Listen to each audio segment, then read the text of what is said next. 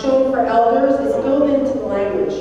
So if you're addressing someone who's older than you, you say his or her name and a suffix to indicate respect. So, for example, I have an older cousin. I would say Seville Abla. I would say to my husband's brother, Mustafa Abi. There are these built-in aspects of the language that teach people the respect.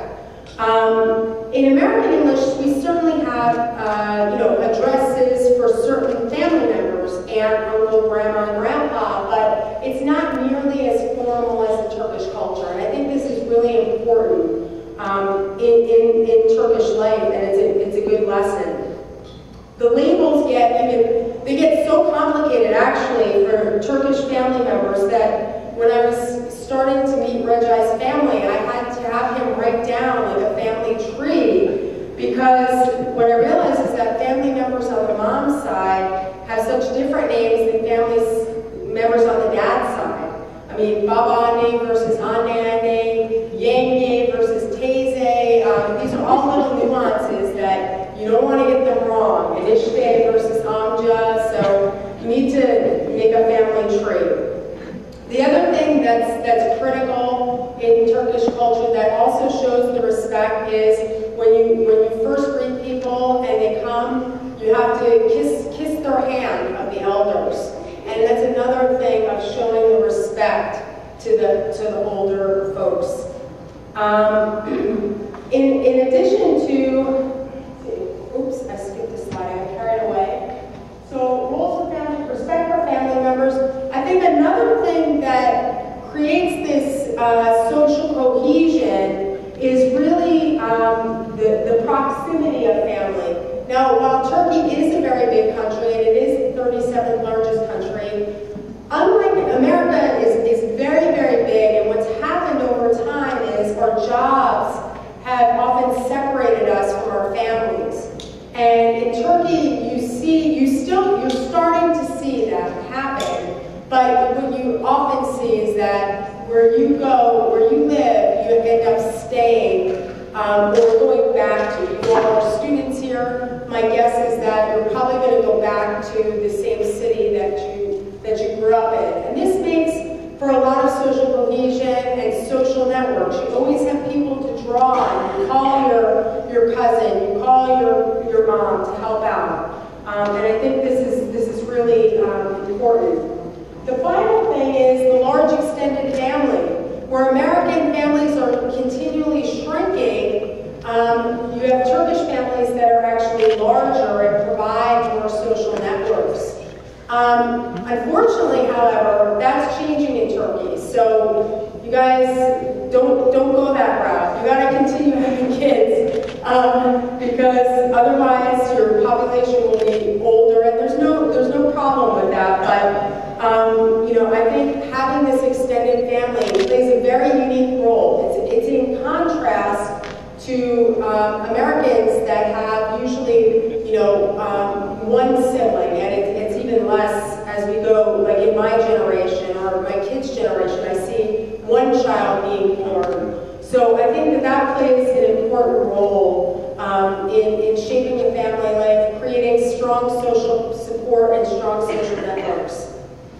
Now I want to take you to another thing, which is food. I think that Americans can learn something from Turkish food. Now, you probably ate a lot of food tonight, but there's a lot of very good aspects of Turkish diet. We're all in America hearing about a Mediterranean diet and how that can help us fight obesity. Obesity is an epidemic that is growing, and unfortunately, it is hitting Turkey. So maybe this is a dual learning process, but here I've characterized the body mass index. This is a measure that's used to measure obesity. And greater than or equal to 25, basically we use your height and your weight. And what the body of the table is are the percentages. So people who have a BMI of 25 or over are considered overweight. People with a BMI of 30 or over are considered obese. What we see in the US, as far as overweight, we see that 72.6% of females 5.6% of males are overweight in America. This is from statistics from the World Health Organization website. They do this for all the countries. And this is from, I think, about 2004, 2005. In Turkey, the overweight is, for females, it's 65.8%, and there's more of a disparity with males, 47.9%. When we look at obesity, we find that 41.8% of females in America are obese, and 36.5% of males are obese. In Turkey, the female rate is fairly high. 1 out of 3 females are obese. And males, it's much, much lower, 10.8%. So,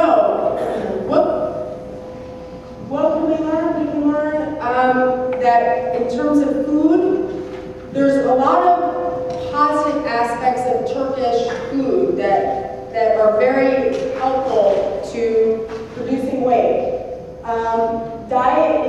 The Turkish cuisine is so rich in fresh vegetables and fruits, also rich in seafood, and the final thing is because of these social networks and the proximity to relatives, meals are really social events. You get together and you get together after work, you're not too busy, you go to your cousin's house, you go to your mom's house, you go to your sister's house, and you have a meal all together. It's a social event. To give you an idea, what Turks typically do is 1 day a week, they go to the bazaar and they get their fresh fruits and vegetables that they cook. It's very inexpensive and there's a wide variety of different things, especially as the seasons change. We look forward to, fresh okra. The watermelon is phenomenal in Turkey and so cheap. I mean, unbelievable. Like in the summertime, you just have trucks of watermelons sitting there ready to be eaten. You have at Bazaar, you can get kuruyurmuş. I don't know if I said that right, but you can get dried fruits, apricot, figs, spices.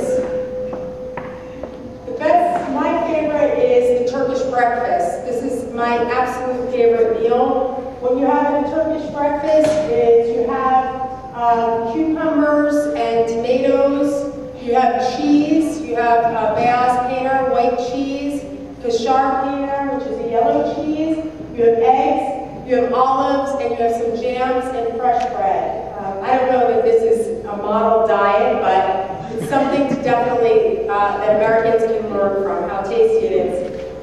Another thing that I absolutely love is hamsi. So if you go to Turkey in the winter, you can have seafood. There's other seafood, levrek. I couldn't find a nice picture that would do justice.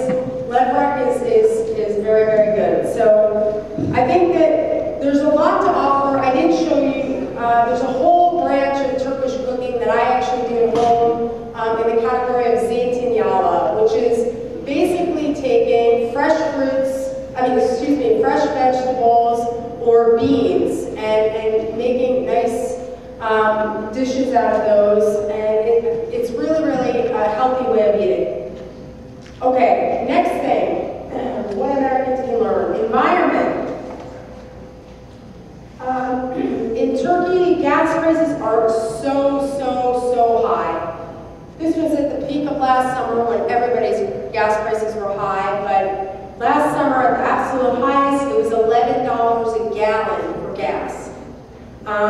So what do Turks do?